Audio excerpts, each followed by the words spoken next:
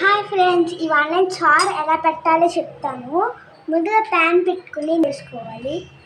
తర్వాత జీలకర్ర కొంచెం వేసుకోవాలి, ఆవాలు, మెంతులు, మిరపకాయలు కూడా వేసుకుని, చింతపండు, బెల్లం,